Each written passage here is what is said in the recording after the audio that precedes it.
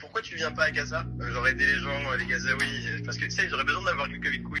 Ça serait sympa, non? Genre de violer les femmes, tu vois, comme ils font. Pourquoi tu participes pas à l'effort de guerre, non? Les soutenir. Bonjour, je m'appelle Alberta, je suis militante à Révolution Permanente et au Point Levé, je suis étudiante à l'Université du Mirail. Depuis 2 semaines, je me fais harceler par l'extrême droite sioniste qui a balancé mon numéro de téléphone et mes données personnelles sur une boucle d'extrême droite sioniste israélienne. Cet harcèlement, il fait suite à un rassemblement qu'on a organisé dans mon université avec plus de 8 organisations d'étudiants et de personnel pour exprimer notre solidarité avec la Palestine.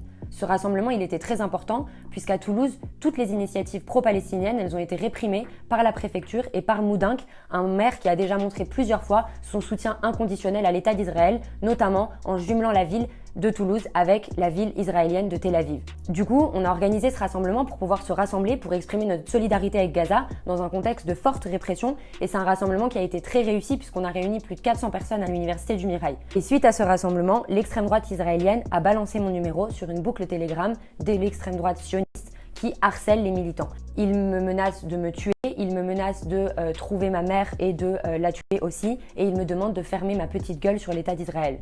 Ils me disent qu'ils vont m'envoyer à Gaza pour que je me fasse violer par des islamistes. Ils me disent qu'ils vont me mettre la tête par terre jusqu'à que je ferme ma gueule sur l'État d'Israël. Toutes ces menaces de sionistes de l'extrême droite israélienne, elles montrent que c'est la seule manière dont les militants israéliens sionistes d'extrême droite ont à se défendre avec des arguments sexistes, racistes, qui harcèlent les militants. Et en réalité, tout le discours sur le droit inconditionnel d'Israël à se défendre, il est en train de tomber en lambeaux puisque tout le monde est en train de voir que ce qu'est en train de faire l'État d'Israël à Gaza, ça n'est pas se défendre simplement, mais c'est en train d'être un génocide. Et c'est dans ce contexte y compris que ça dérange les sionistes quand il y a des militants palestiniennes, mais des militants français et des militants partout dans le monde qui sont en train de sortir dans la rue pour exiger l'arrêt des bombardements à Gaza et la fin de ce massacre qu'on est en train de voir. Et ceux qui nous répriment aussi ici en France, c'est aussi le gouvernement, puisque vous avez vu la violente arrestation de Mariam Aboudaka qui avait pris son billet pour repartir en Égypte, mais que la police française a quand même décidé d'arrêter, d'envoyer dans un CRA et d'expulser vers l'Égypte.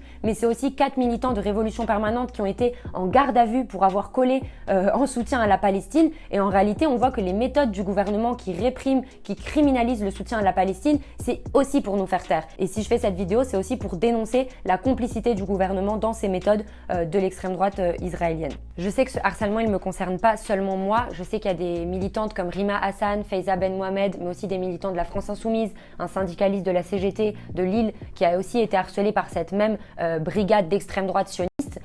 Et en réalité, ce harcèlement, il ne nous empêche pas, moi, il ne m'a pas empêché de continuer à militer pour la libération de la Palestine, de la mer au Jourdain. Vous voyez que là, il y a une guerre qui dure depuis 1 mois. Il y a déjà eu plus de 10 400 morts, mais en réalité, ça fait 75 ans que le peuple palestinien subit un apartheid, une politique de colonisation et de répression brutale de la part de l'État d'Israël. Partout dans le monde, on est en train de voir des manifestations de soutien à la Palestine, à New York, à Londres, au Maroc, et j'en passe. Et c'est aussi tout ça qui donne la force pour continuer à militer, pour dire haut et fort qu'on soutiendra la Palestine jusqu'au bout. Moi, c'est clair que je vais pas m'arrêter de dire haut et fort que Palestine vivra, Palestine vaincra et que c'est pas l'extrême droite sioniste qui va m'en empêcher. C'est pas non plus la répression de l'État, du gouvernement, de Darmanin. Et j'invite toutes celles et ceux qui peuvent à rejoindre ou à créer des comités de soutien à la Palestine à côté de chez eux. Nous, on en a un à l'Université du Mirail qui réunit plus de 200 personnes qui s'organisent au quotidien pour faire vivre la solidarité avec la Palestine. Et c'est aussi ça qui va nous permettre de construire un grand mouvement de solidarité qui rejoigne y compris toutes les initiatives qu'on voit à l'international qui sont en train de s'organiser partout dans le monde pour faire arrêter ce massacre, pour arrêter ce génocide.